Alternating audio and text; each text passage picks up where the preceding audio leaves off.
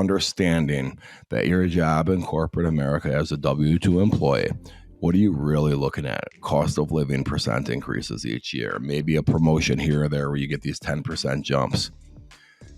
If you're in the right industry, you could shift, put yourself on top of the org chart by starting your own company, doing the exact same frickin' job. After cost of living adjustments, give yourself a 2,000% raise in that process. And oh, by the way, have something to sell at the end.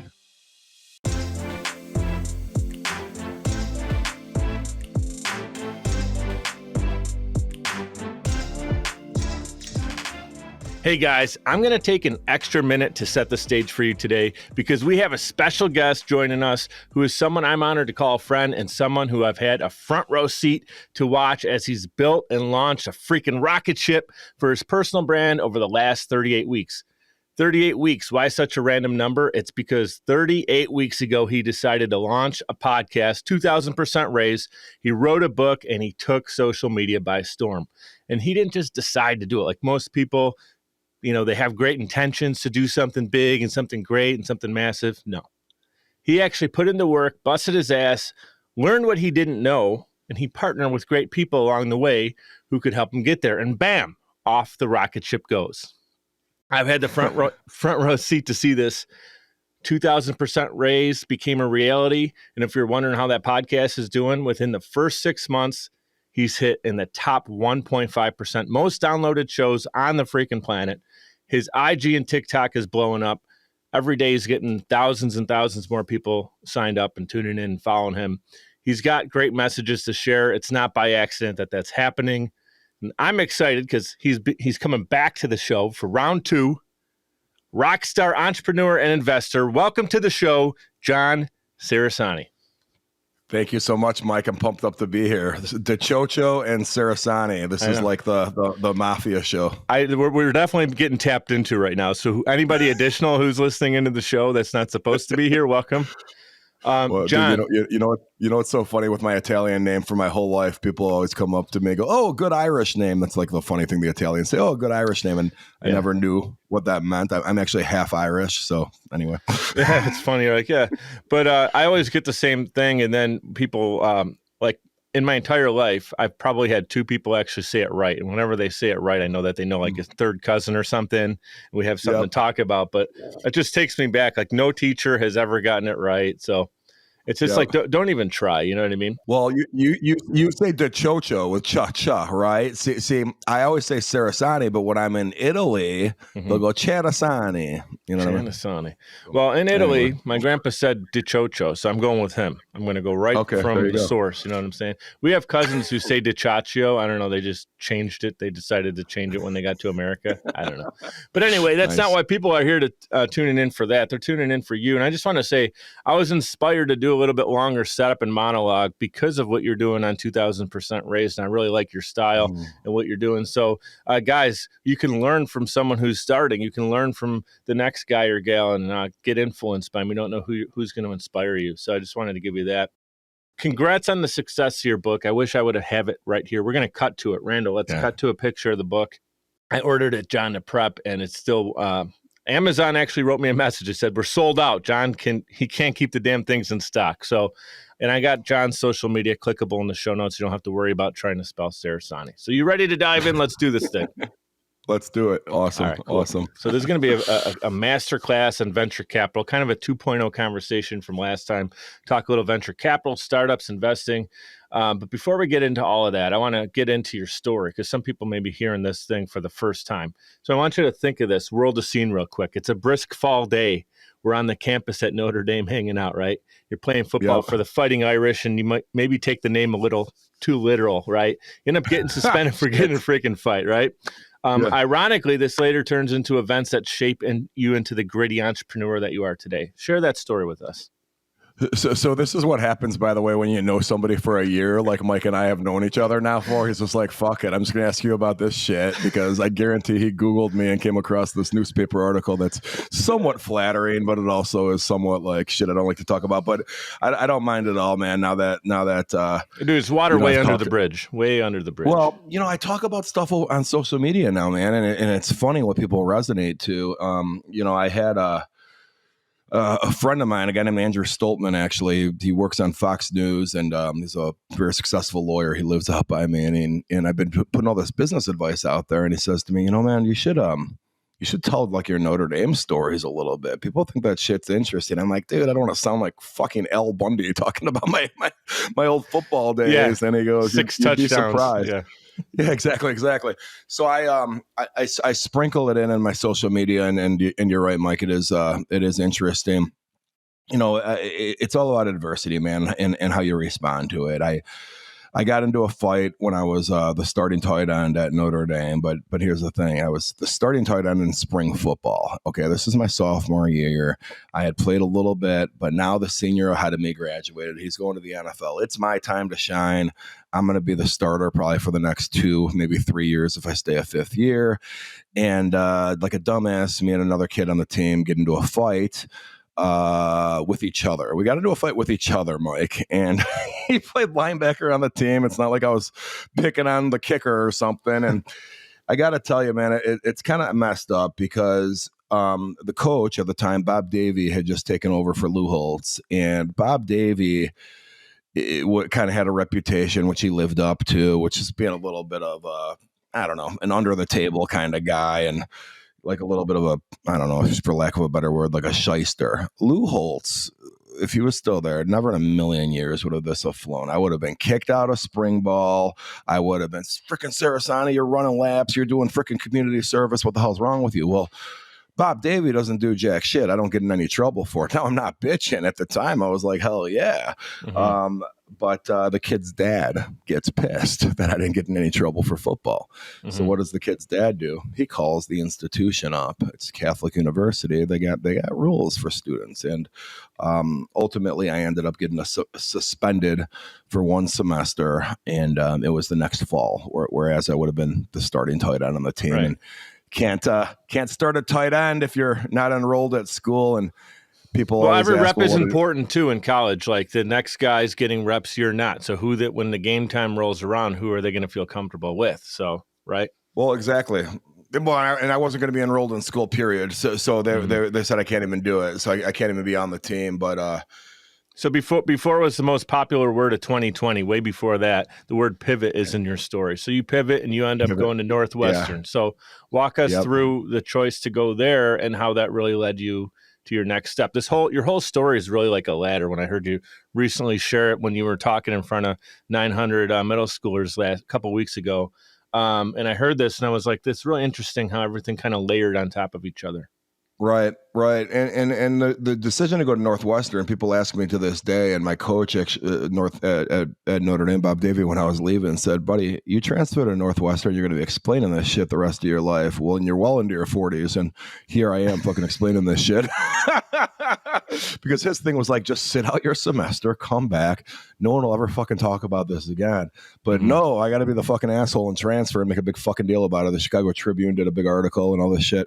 But ultimately, I chose Northwestern. They were very good, number one at the time. They had won the Big Ten back-to-back the 2 years previously. They'd actually beaten Notre Dame the previous year.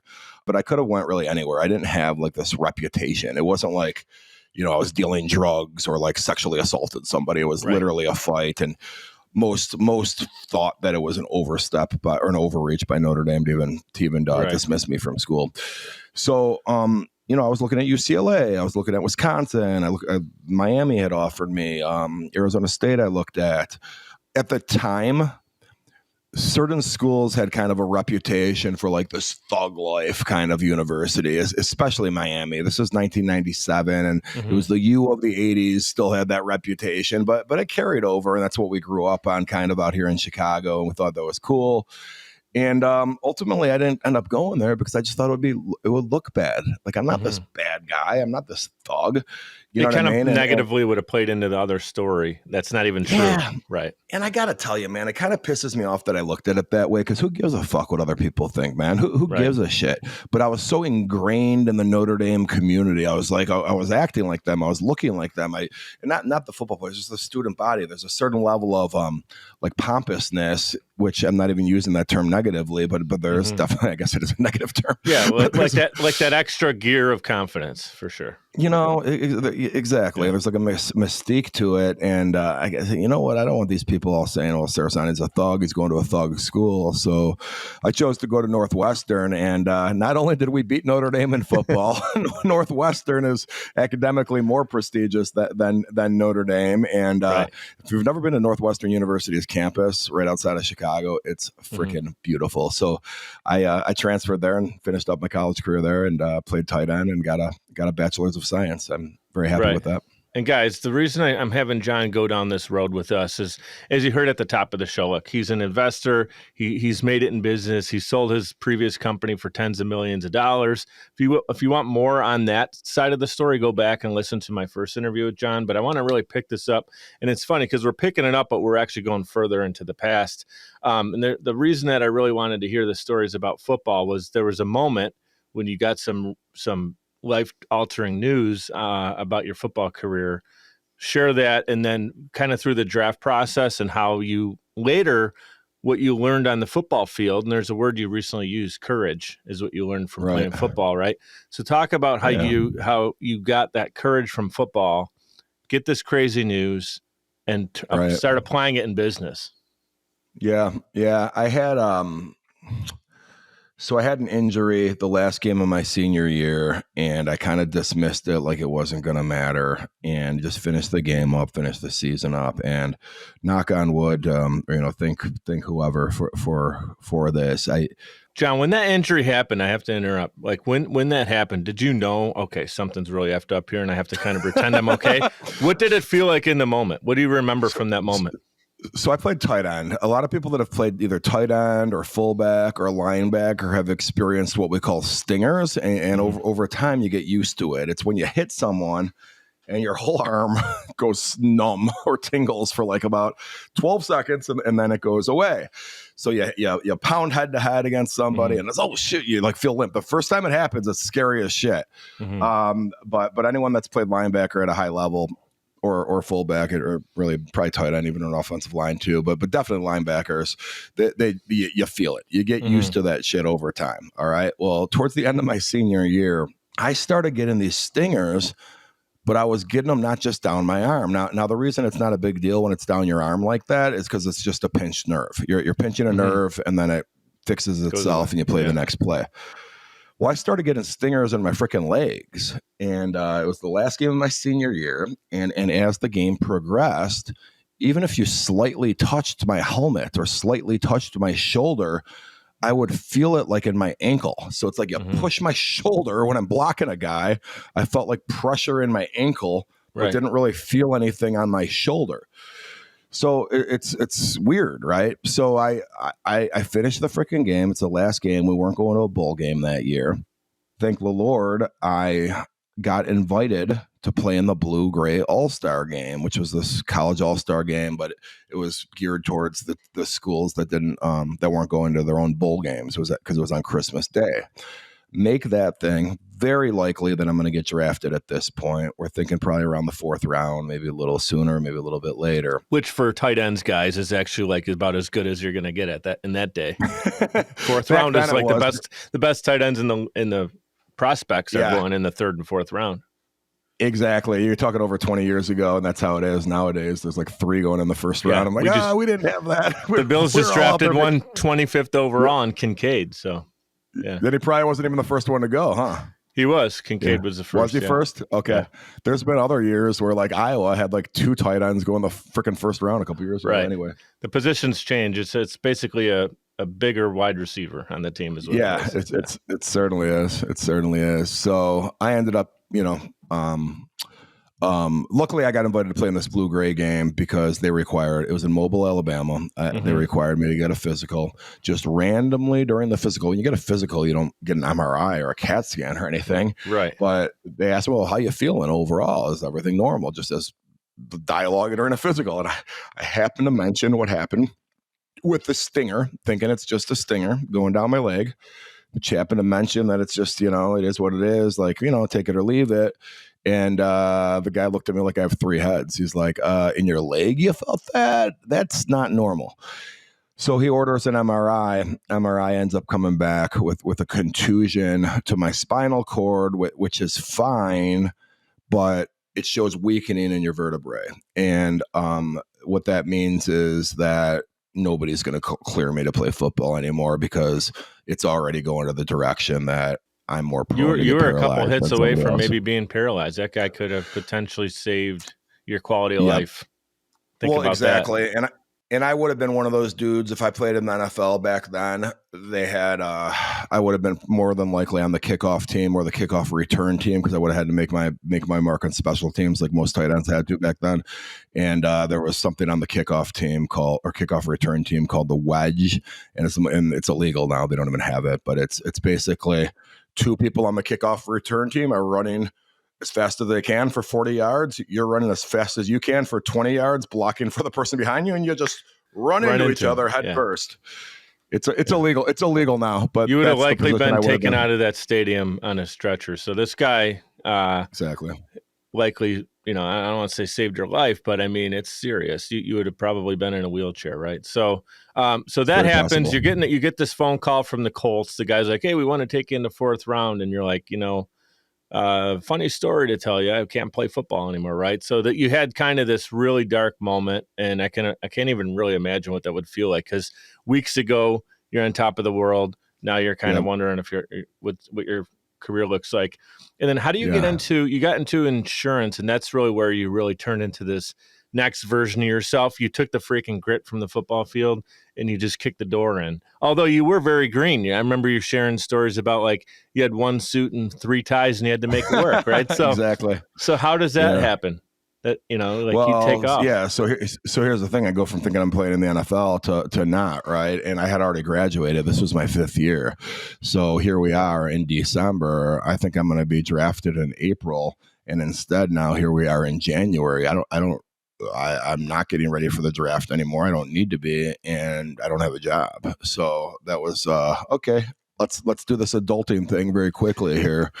Right. So I leaned on one of the nice things about going to Northwestern University, and I think most good academic institutions offer this is their career services department. That you'd have companies coming in to campus to interview, and it was we'd go online and you'd pick out your time slots. And I just started interviewing with everyone walking through that door, and ultimately ended up taking it was called group employee benefits, group insurance employee benefits. It was working for a wholesale vendor selling to intermediaries in the brokerage community. And I got to tell you, Mike, I'm so fortunate I ended up with that job because another one I considered was called Anderson Consulting at the time, but now you'd know it as Accenture. That would have been cool, but I would have been competing there against a lot of very smart people. They offered me a job. I would have been on big projects of Fortune 500 companies and learned a lot. Right. And my colleagues might have been Harvard graduates and Duke University graduates. I ended up in insurance. It was almost kind of like, why are they even recruiting at Northwestern? These guys no one's going to take these freaking shitty ass insurance jobs. And it was awesome because it put me into an industry that has a lot of money, number one, but it's very competitive. So I was able to regenerate my competitive spirit from football now into my career. And gosh, it's not even just the industry. It's that particular company. This was a true sales organization. 7 a.m. Monday morning meetings, 4:30 p.m. Friday afternoon frickin' meetings. All right? How many calls did you make today? How many meetings did you have? You're walking out the frickin' door. Everyone's wearing a suit every frickin' day. You're walking out the door. Your boss, who seemed old as shit back then, is 36 years old. Hey, hey, where you going, Cerasani? Well, I'm going to meet with XYZ firm downtown. Oh, on a Thursday afternoon? No, you're not.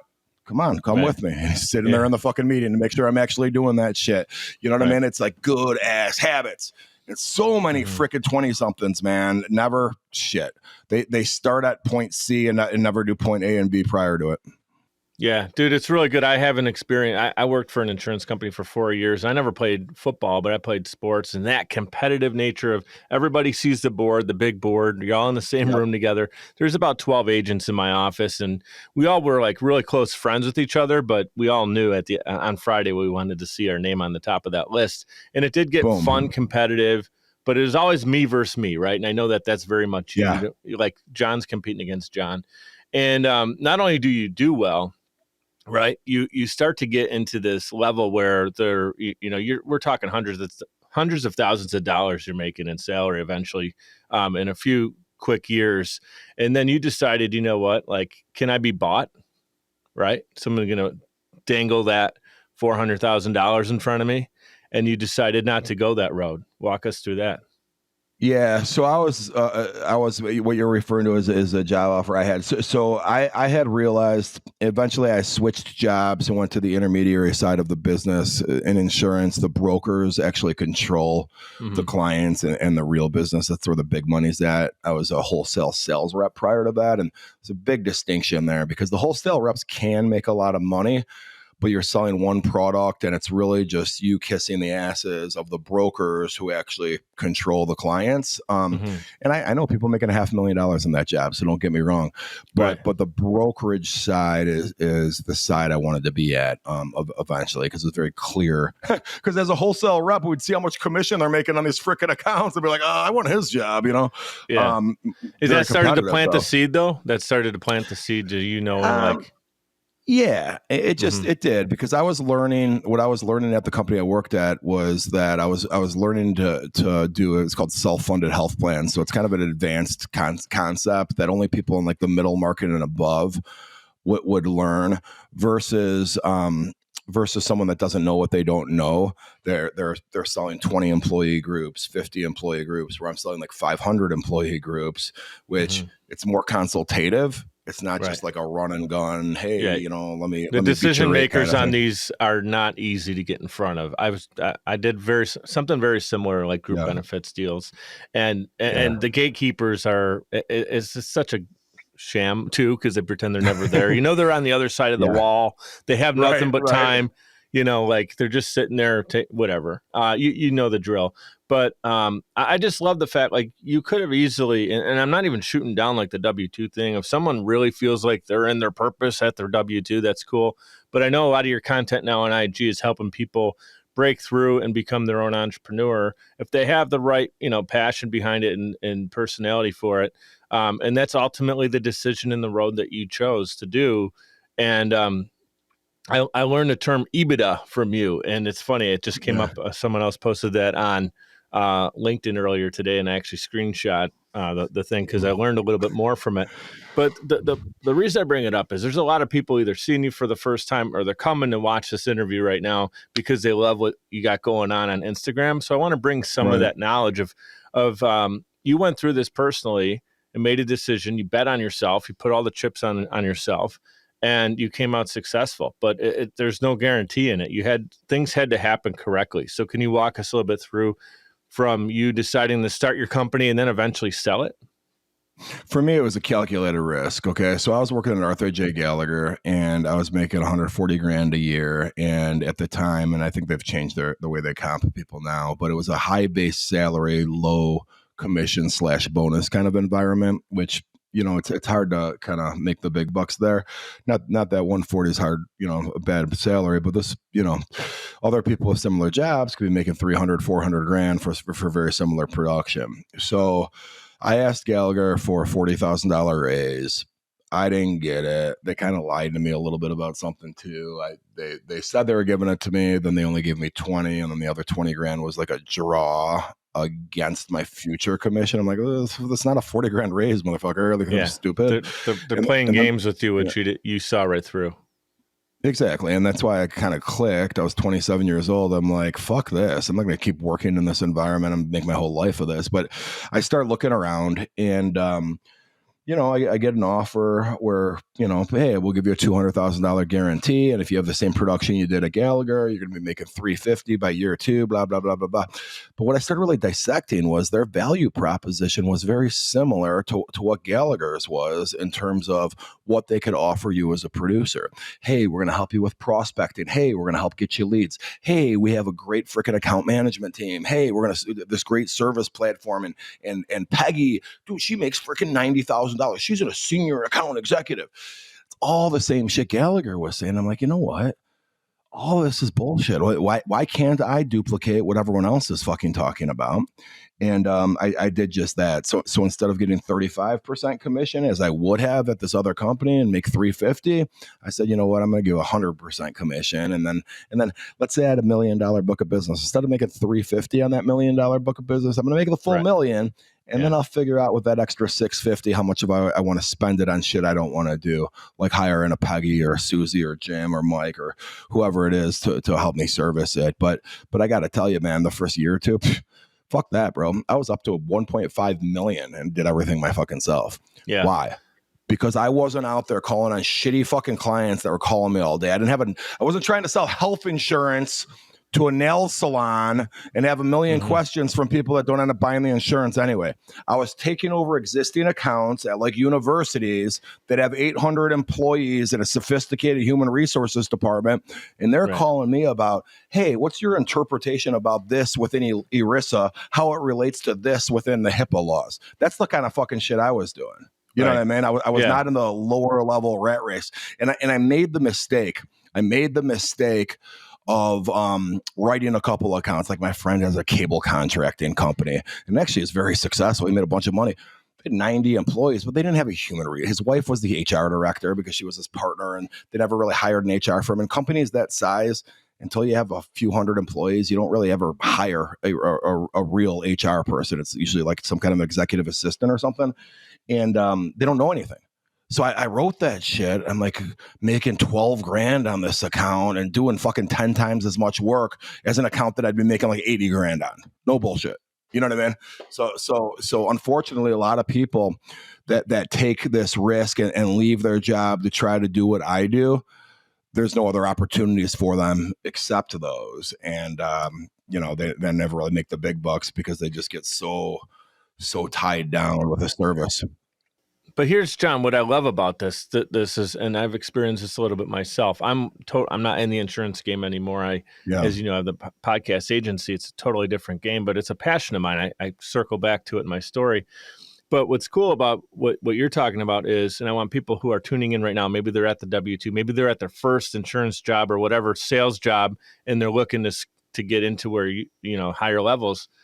The things you learned at those other jobs, you took and started to apply them.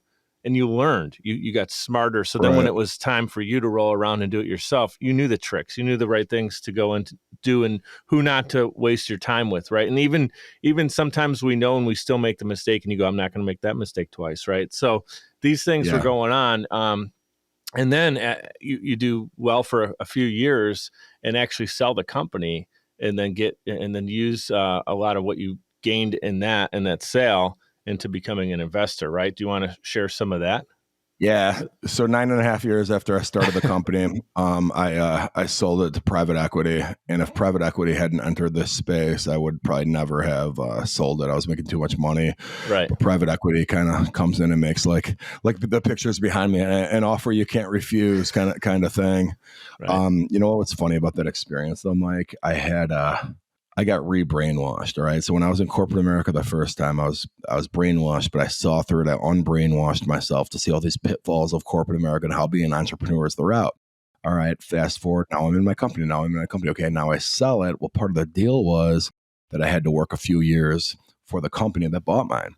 Mm-hmm. All right. And I found myself, it was funny. I about a year into it, I go, wait, what the fuck am I doing? I got re-brainwashed. I became a product of my environment. All of a sudden I give a shit about job titles and leading committees. And I forgot about the politics that exist, especially as the company that bought mine started to grow. I just started to see it was a jockeying for political capital, and that, you know what I mean? And it was just like, who gives a fuck? Like, why the fuck do I care about that? I'm like in an environment where I'm on the same level from a bunch of lifelong W-2 employees that are not independently wealthy. And I am. They have the same job that I left at Arthur J. Gallagher 15 years ago. But here I am all of a sudden giving a fuck what they have to say. Who gives a fuck? I'm going to be gone in a few years. Right. And that's my biggest regret. I wish I didn't. I went into that company thinking I was going to work there till I was 60. I was 37 when I sold and started working there. My employment contract was definitely not 23 years. It was only a few years. But I went into there with such a positive outlook that I found myself giving a shit about things that really didn't fucking matter. Yeah. You know, when really you could have just kind of like cleaned your hands and been, well, and I saw older people like, yeah, there was this guy fucking Bill out of the East Coast. I won't say his last name, but he sold a company similar in size to them. And we were in a similar vertical. And he was like, John, why are you doing all this shit? And he was older than me. So he's trying to sound something. He goes, fuck that. Tell him to pay you. Who cares a fuck about your practice leader title? Do you get paid for that? Fuck all this. You know what I mean? Right.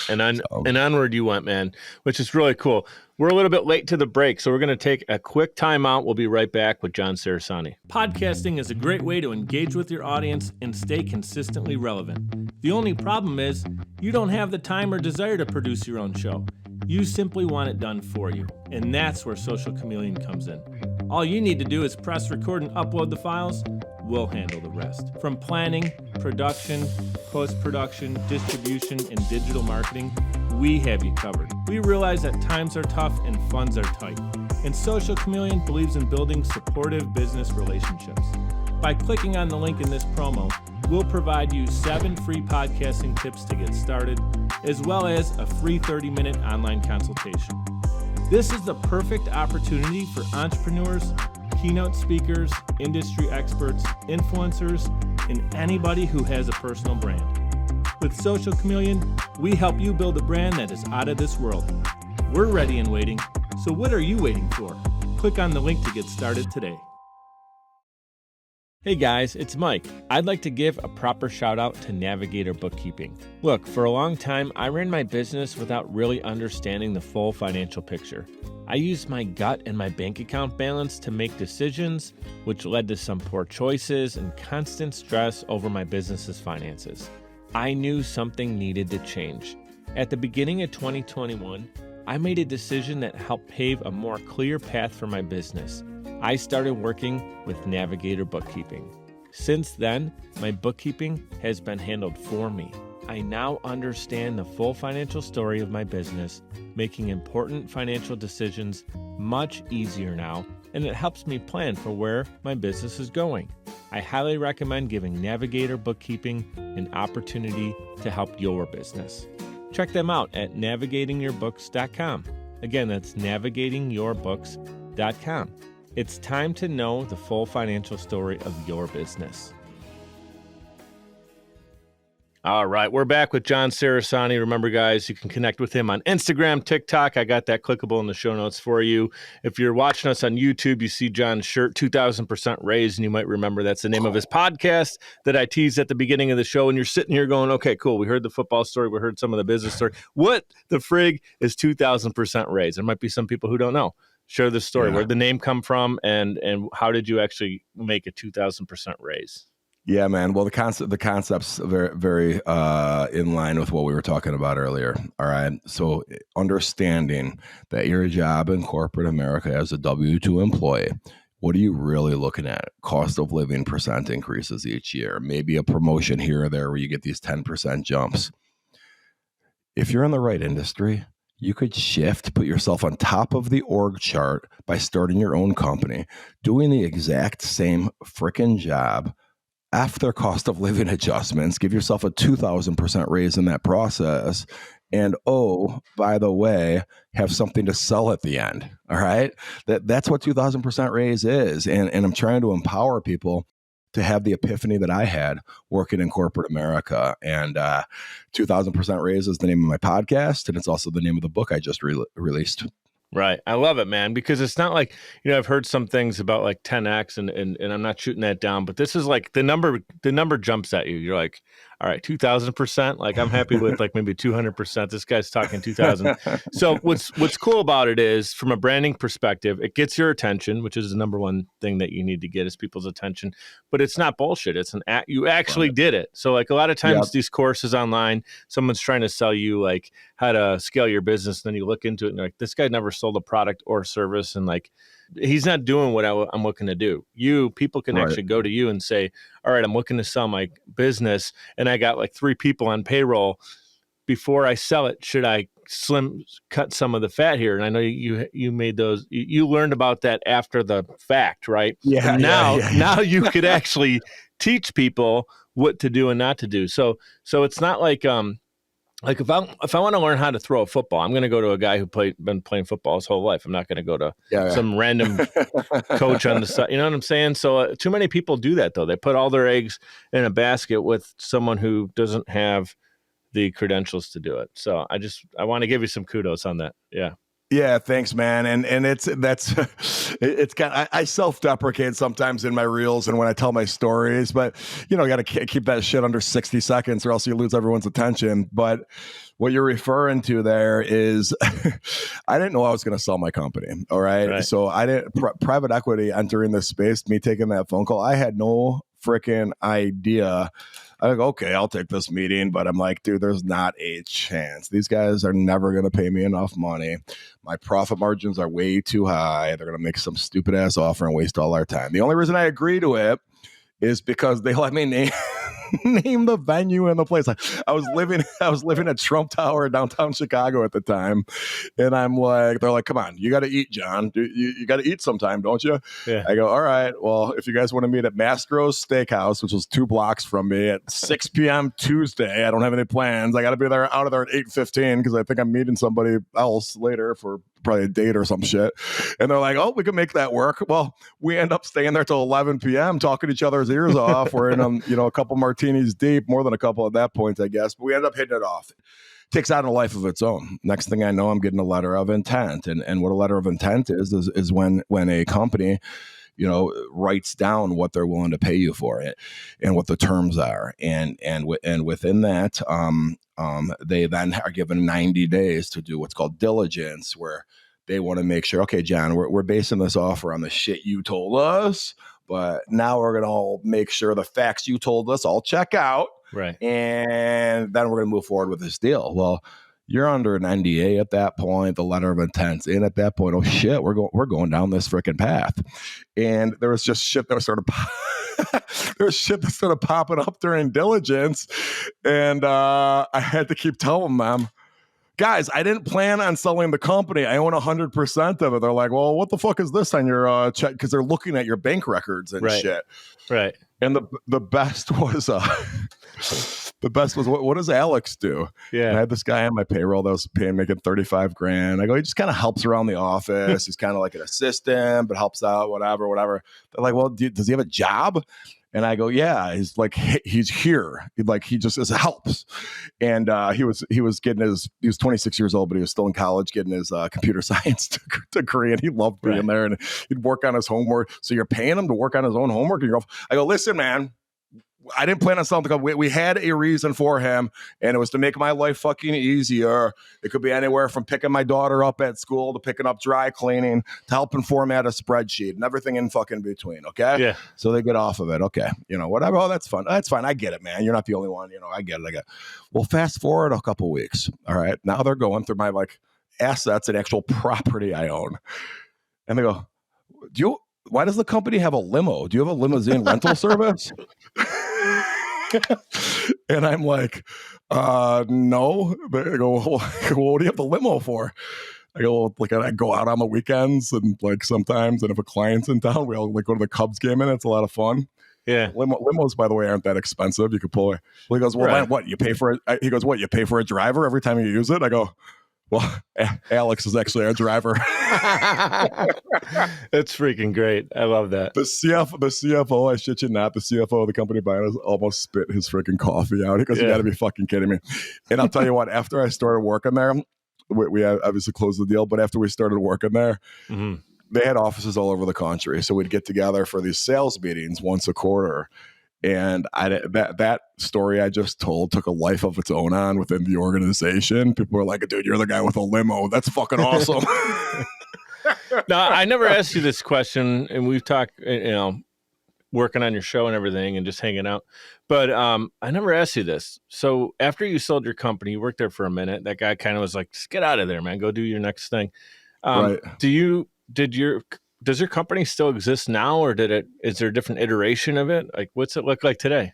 Yeah. So my company was called, no. So here's the way it works. So my company was called Northwest Comprehensive, and a much larger competitor that was backed by private equity. They did something called a roll-up strategy, where they would use the private equity firm's money. They put a bunch of money behind this other company, and then that empowered this competitor of ours to make us offers we can't refuse and start gobbling up us smaller organizations and rolling. It's called a private equity roll up, where they all roll us up into the one organization. So technically the LLC and the corporation that I owned is now technically owned by the company I sold it to. Right. But they don't use that name anymore or whatever. But I can't go out and I can't go out there and use it though.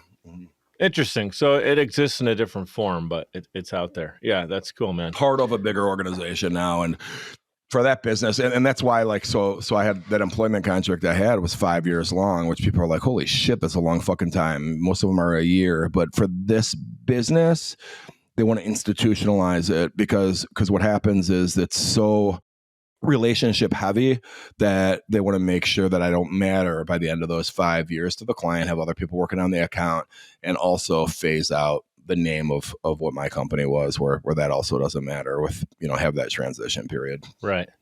Really cool. Yeah. So now we're going to jump back in our DeLorean. We're going to go more recent day here. I know that you're family is important to you, right? I know that you spend a lot of time with your kids as much as you can. Your daughter's now, is she in college already? I mean, like, time is flying, right? Is that right? Is that accurate? Okay. Yep. She just finished her sophomore year. So holy shit. Okay. Yeah. All right. Yeah. So I mean, you spend as much time as you can with them, and I know they're super important into your life and into your story. And your parents both have passed on. So rest in peace to your parents. My dad passed away in 2020, and we're both come from our Italian family. So family is everything when you're growing up, right? So exactly. I want you to share, I want to give your parents the spotlight for a moment. Some things that maybe either they taught you directly or something you caught from them that you pass on to your kids today. Yeah, sure. And you know what? I think as I've gotten older, I recognized it a little bit more, maybe also because they're both gone now. But I think as I've gotten older, I just reflect more. My dad was the Schaumburg High School football coach for 30 years. Like, everybody in Schaumburg, Illinois knows my dad. My dad's definitely more famous. Oh, I'm my dad's kid in Schaumburg. You know what I mean? Right. Which was very, head football coach in a town like that. It's pretty high profile for the local community, right? And my mom, when I was like 12 or 13 years old, got diagnosed with multiple sclerosis. All right. Well, my brother was off at college. I was home alone. And it's kind of like MS is one of those conditions that really kind of, it goes slow. All right. It goes, he starts off with a little bit of a limp. Then she starts using a cane. Then she starts using a walker. Then eventually a wheelchair part of the time. And, there's people that have had MS way worse than her. She didn't get to the pins and needles kind of stages where she was bedridden. Thank goodness. But you still saw that progression over time. And I just look back now, man, as high profile as kind of my dad was in the community, and then people knew my mom from going to the football games and everything else. I didn't really have a pulse because I was just like living it. I didn't really have a pulse on how life-changing that was for them. For me, it was kind of like, this is my life. This is what I know. You know what I mean? And it's a slow enough progression. But, I just look back at like the attitude my mom had back then. And that people would always say, your mom's so strong. why are you telling me this? Like, I know Yeah. my mom's like, I didn't really understand the compliment. Now as a 40 something, I'm able to look back and be The like, big you know picture. what? Yeah. They used to go to the bars dancing at night. You know what I mean? And you can't do shit like that anymore. And, my dad was like Mr. Schomburg. They'd be out and about. Now don't get me wrong. They still had their share of fun, whether she was in a wheelchair or not. Right. But I think as an adult, I really have a much greater appreciation for, for that transitional period of their lives. This was our life. This is our life now. And it's going to take a few years to get used to this. And you take some of those things that either were taught or caught, and now you kind of roll it into you're a dad, so you get to do some of that stuff with your kids. Yeah, I guess, man. I guess. I think, I think combining that with the fact that they're both gone, you kind of have a wake up call a little bit. It's like, wait a minute, let's recognize this moment here right now. You know what I mean? I took my kid to the DMV yesterday, and oh my God, it was a shit show. He brought the wrong frickin' paperwork, and we had to go back, and 3 hours out of my frickin' morning. And like, I'm getting pissed at him. I mean, I'm yelling. I go, why didn't you look this up? And then I'm thinking to myself, you know what? Yeah. This is him getting his learning permit at the DMV. We're going to remember this. Now, I'm still yelling at him because he forgot the shit he was supposed to bring. But this moment right now is one you want to just like, hey, it's not just tomorrow's another day. Like, keep going. Let's capture these here and there. And I think the story I just told about with the appreciation I have of my parents is kind of just that. You know what I mean? It's like, just like, hey, things move. Recognize where they're at. John, I never met your kids. I never met them, but I know, like, on social media, I could tell that they're proud of you. They enjoy hanging out with you. It doesn't hurt when Dad's on a TV show, reality TV show, Below Deck on Bravo recently. So I don't watch reality TV, so I didn't see it live or anything. But tell us, how the hell do you end up on Below Deck on Bravo? Just kind of randomly. Well, I'm going to tell you right fucking now, anybody that wants to be on Below Deck, it ain't that hard to do. You just got to agree to this criteria. Let me tell you what the criteria is. Their location, their dates, being agreed to be filmed the whole time. Oh, and by the way, you still pay for this shit like you would chartering a yacht somewhere else, which ain't cheap.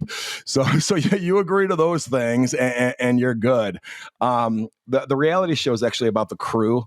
And it's a 177-foot sailing yacht, beautiful, and it's about the drama between the crew. And each episode they have a new primary guest on the show. Okay, so my family was the guest that they were catering to. We had the whole boat ourselves, and it's just funny watching on TV. I'm like, oh, I thought Maddie liked me. Oh, here she is bitching behind the scenes to the camera. Oh, John's kind of like him and his gold chain or his chain. It's kind of a douchebag. What the fuck, Maddie? And it's so funny. It's so funny because I'm on Instagram with these people now too. Right. She's like, oh, it's just good TV. We don't really mean that. I go, okay. Yeah. Right. So that's pretty cool. They probably had no idea who you were, and they're watching like your reels and stuff and understanding more your business side and what you're doing. Well, they try, and the show Bravo tried to kind of depict me as like a little bit of like a douchebag, like kind of like loud or whatever, and they did a good job of it, and it's 99% true anyway. I guess I kind of am like that, but the thing is though, I was so concerned because we filmed this last summer. We had to wait 9 months for it to actually air. Okay, I was wondering because I remember like I saw your stories of you actually on the boat, and then I kind of forgot about it, and then just like a couple of weeks ago, you're like, "Hey, it's airing," and I'm like, "Oh shit!" It took a whole year for that to come out. You want to have a little freaking moment, buddy. Like, just wait that 9-month period when you know the show is popular as shit. There's people that are straight up fanatics.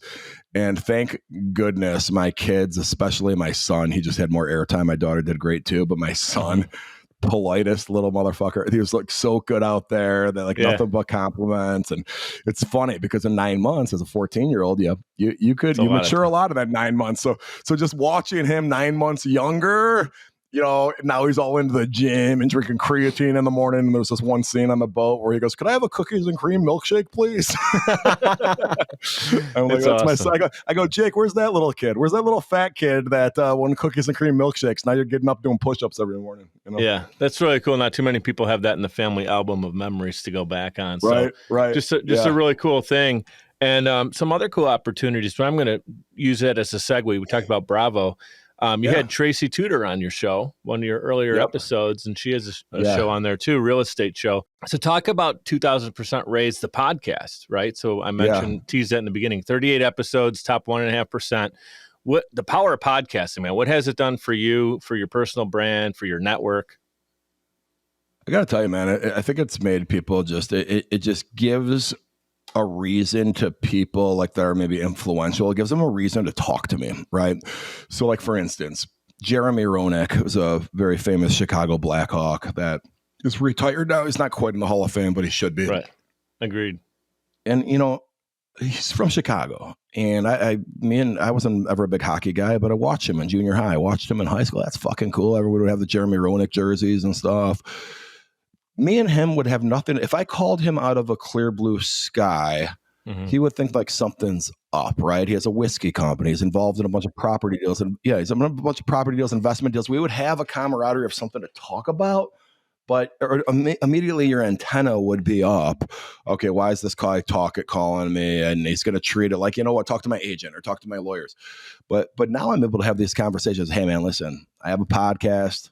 I'm a venture capitalist. I sold my insurance company a few years ago. Think you're fucking cool. Do you want to talk about it? Like, it's such a disarming reason for the people that are, at that celebrity level, Tracy Tudor included. Had Darren Rovell on, who a lot of people may not know him, but he's an ESPN guy. He's awesome. Had Randy Couture from the UFC. Roddy White was my first episode of Hall of Fame or Atlanta Falcons. Great. You got Johnny Damon coming up. Johnny Damon. I mean, it might actually be coming out. I think it comes out today. I think might not be either last week or whatever. I know this episode that we're recording today is going to come out in a couple of weeks. So, but the point is, like, it's a great point you just made. Like, these connections are now natural connections that they're in your phone. You can pick them up. Now you can have a different conversation when you call, Randy Couture or email him than if you just did out of the blue, like you said. And it's not like you're using it to, I know you're not using it like, for the wrong reasons. You're just building good, strong connections from it. Anything else like personal brand that you'd say some of the benefits of from the show is it helping you with your audience, do you feel, as well, like getting into some of your content? Are you seeing that happen? Yeah, for sure, man. For sure. And it's just so interesting with podcasts versus social media. I think when I rolled out my first show, I was like, oh, I'm going to get, tens of thousands of viewers because that's what I get on my social media post. And it just doesn't work that way for podcasts. So kind of learned the hard way a little bit, trying to promote it here, promote it there. And, it's word of mouth, man. It's word of mouth. As my social media has gotten more popular, there's been a residual effect with more people watching the podcast or listening to the podcast. And I've kind of made that decision. The podcast is there, I think, for credibility purposes, but you get so much more viewership within the Instagram and TikTok world in my experience. Dude, I'll say this too. I'm going to give you props.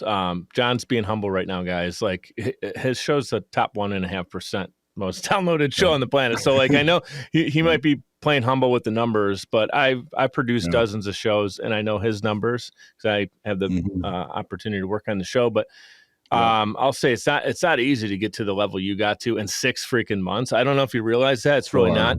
And I got to give you credit, brother. You got over 100 reviews on your podcast, on Apple Podcasts, and asking for a review is an easy thing to do. But I'll tell you what, like, people who love your show, and I know this personally, I've got friends and family who've listened to my show, and I'll just in conversation ask them if they ever took the second to review it. And it's not that people are intentionally not reviewing it, but it's like that little disconnect. And to get 100 people to do it, I think is just fantastic. And it shows that a lot of people do love what you're doing. Thanks, man. I appreciate that. Yeah, it is a shitload of fun, man. It is a shitload of fun. I think we all we all come out of the gates thinking we're going to be Joe Rogan, though, right? It takes a while to build these things. You're doing a freaking awesome job. Hey, Yeah, I know we're running at the top of the hour here. Do you have a couple extra minutes to hit this thing home? I'm good. All right, cool. Yeah. Awesome, brother. Yeah. So we talked a little bit about your football career, and I know that you sold your company, and it's turned you into an investor now, and you're always looking for these really cool deals. And it's also allowed you to hang out with some really cool people. We not only on the podcast and interview them, but I know like you're in business with Aaron Rodgers. We talked about that on the first episode.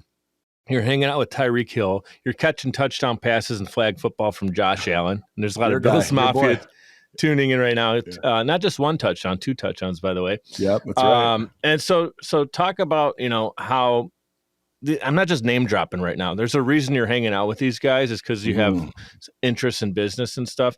But can you talk about that side of it? How sometimes you're just like, man, it's a really cool opportunity, but you're putting yourself there. How do you continue to leverage that? Yeah, for sure, man. It's so funny that you just said that about the Josh Allen thing. So we're playing this charity flag football game, and I scored 2 touchdown passes from him. And this is the shit that you never know with social media. I made a reel that I posted on Instagram with that shit, and oh man, you should hit me and Brian. This is gonna go freaking viral, dude. Dude, no one, Mike, I know you cared. I know you gave a shit. Everyone else was like, this fucking reel sucks. I think I took it down because it wasn't getting any traction. But you can repost it after the Bills win the Super Bowl. You repost it, you'll get some hits on it. Exactly. The reels that do well is when I just pick up my phone like right now and be like, your job at corporate America blows. You should think of doing this or whatever. Those are the ones that go fucking viral. The one that I've edited with Josh Allen is like, who the fuck is this guy? I made a choice, dude. So we had talked about how I was in insurance. It's not the most exciting dinner conversation. All right. Insurance was very lucrative, did great things for me, did great things for my family, hopefully for generations in the future. But it was not exciting to talk about the Affordable Care Act over wine. You know what I mean? No one gives a shit. All right. And even the people that do give a shit don't want to talk about it outside of freaking work. All right. So what I decided to do with this next chapter in my life is focus on things that I think are interesting. And I've done a good job of getting involved in some stuff, as an early stage venture capitalist. That first year I started saying yes to too much stuff. My eyes got a little bit big here and there. And I got in some shit that, okay, maybe they'll work, maybe they won't work. I'm involved in a company with Aaron. I'm involved with a company with there's a couple gambling apps that Kevin Garnett's involved in one. And, it's great. And I get to meet these people and become friends and business partners with these people. But any early stage venture capital company, it's a long shot. It's a long shot. And I look back and it put me in the right rooms with the right people, because a lot of times people in these angel investing types of roles are throwing in 10 grand or throwing in 25 grand, asking for an Aaron Rodgers autographed jersey or meet him one day. And, I'm putting a lot more than that in, more than 10 times that actually. And I'm not asking for shit like that. I do want the stuff to win. That'll come later. Like the sign autograph thing might come later for your son. You're not asking Aaron Rodgers on day one, hey, I just got to meet you and we're doing this cool business deal. Can you sign your rookie card? Exactly. And honestly, I've met Aaron specifically now enough times where I would probably be comfortable with it. We'll take selfies together and shit. Yeah. He knows I posted on Instagram. I don't think he gives a shit, but no. Or maybe he does. I never asked him. Congratulations, by the way, with him leaving the NFC North and now coming to the AFC East. We got to deal with him in Buffalo now. I know. Bears might Did you celebrate that? Now. Did you celebrate when the news became official? Well, I'm always mixed with things with him because I'm business partners with him, so I want him to stay super popular. But here in Chicago, he used the words "I own Chicago," and that's not flattering to the Chicago Bears community. Just as an FYI there. Yeah. But it's got to be a weird thing for you because you're celebrating him as a human being, but he's on the. It would be like Tom Brady in Buffalo those years ago. You just nobody comes out and says you're a Tom Brady fan in Buffalo. You get burned. You get Bro. Literally probably thrown into a ball of fire. Well, and who do they got now? The Packers got this other, who's it? Jordan Love? Jordan Love, yeah. Packers, yeah. Yeah, so they got Jordan Love. So, but you got to understand this, man. We've got decades of this shit, dude. If Jordan Love is good, we're going to have problems because we had Brett Favre, and then we were celebrating when Favre left, then Aaron Rodgers comes in. this fucking Jordan Love motherfucker better suck. That's all I'm saying. He better be just hype. Okay. Well, we were enjoying the Jets, not having like an answer at quarterback, and all of a sudden Aaron Rodgers comes in. It's like, all right, so we got to really work for the division again. When's the last time Jets have been good? When Mark Sanchez was the quarterback? Yeah, and I think they were only really good because their defense was tough when Rex Ryan actually knew what he was doing out there. But another you just story. reminded me, though, to answer your question, though, Mark Sanchez is funny. So I've actually met, me and him are friends, too. And I got it from, why? Because he's an investor in a tequila company. So we've just crossed paths through then. You know what I mean? If you walk through my basement right now, I have this big man cave, and it's all just like pictures of me and random celebrities that you would never expect. But why are you with Zac Efron? Why are you with Mark Sanchez? Yeah, he's actually an analyst now, and I actually appreciate him. I like when an ex-player actually does a good job. Like Romo, some people don't like Romo. I enjoy watching a game Romo calls because the dude's calling the play before it freaking happens. Like he actually knows what he's looking at out there. Sanchez, same thing. I don't care. Like you can laugh at him, the butt fumble thing, but the guy played in the NFL for years. He's played in the playoff game. He actually won playoff games. And now he's talking about the game. Like you can learn something from that guy. Cool that you're working with them too, by the way. A couple people that are hanging out to the end right now, they're kind of like looking to either escape that W-2 or they're launching their own business. They've been there a couple years in. What are some things when you're looking at a company, right? You're sitting down, someone's bringing you up for steak. They're saying, all right, John, come out here. And you accept the meeting because you're kind of like, I'll see what this guy's got to say, right? Get a steak out of the deal. No, but what are like 3 things that you're looking for that if you see, you're like, you know what, this has a chance to actually freaking work?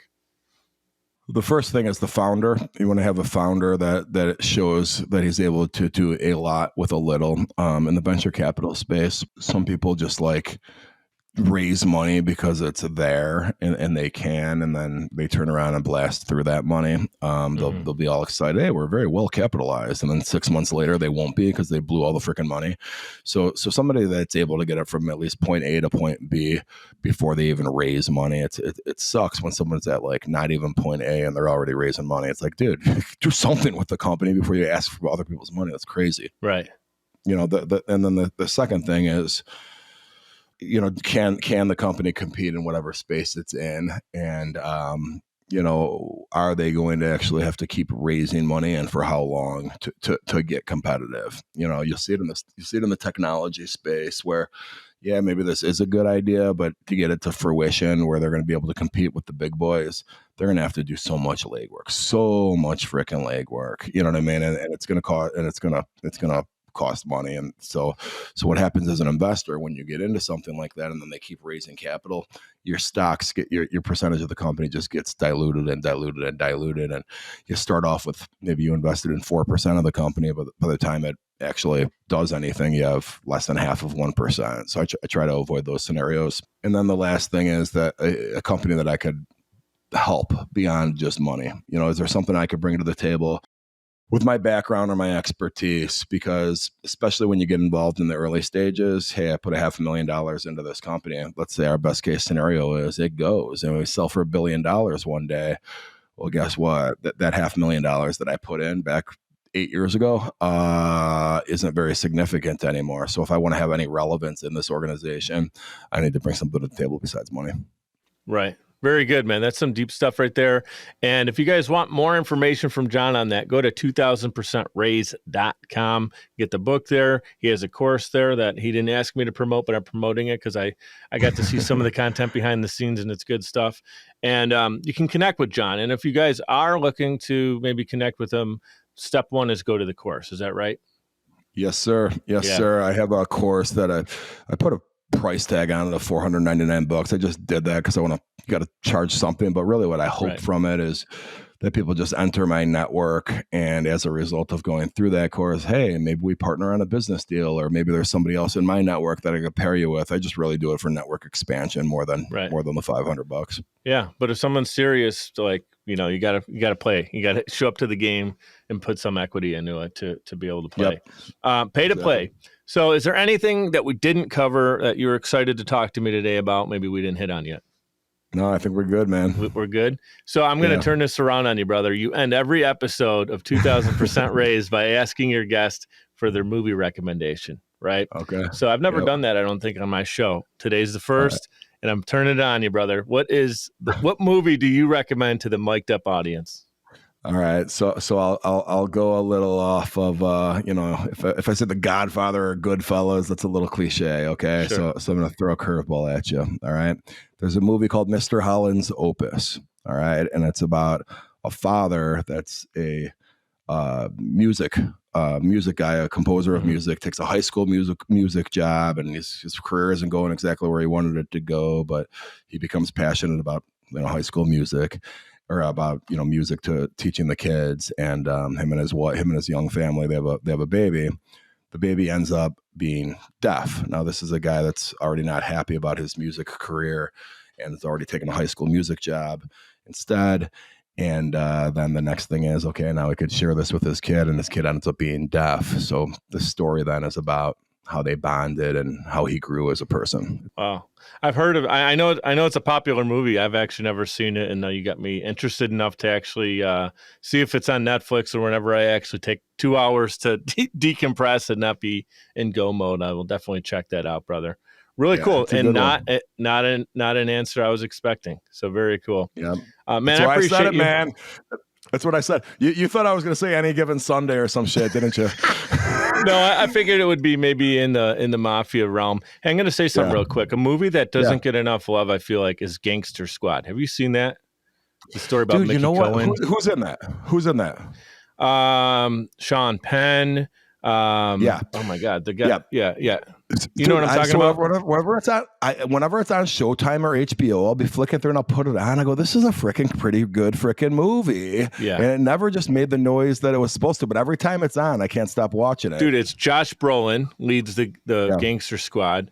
I think a lot of people just throw it out because of the name, because it sounds kind of corny, but there's a reason that it plays into it. But it's part of it is at least true of Mickey Cohen, who goes, I think he's from Chicago, and goes to Vegas and starts kind of, the Flamingo maybe, or whatever, one of the first casinos or whatever it was. He kind of basically is very much responsible for what Vegas ended up becoming. It's really cool. I think knowing that you are interested in that kind of stuff, check it out, dude. It's worth it. If you can't get it on a streaming thing, it's worth the $3.99 to just buy it.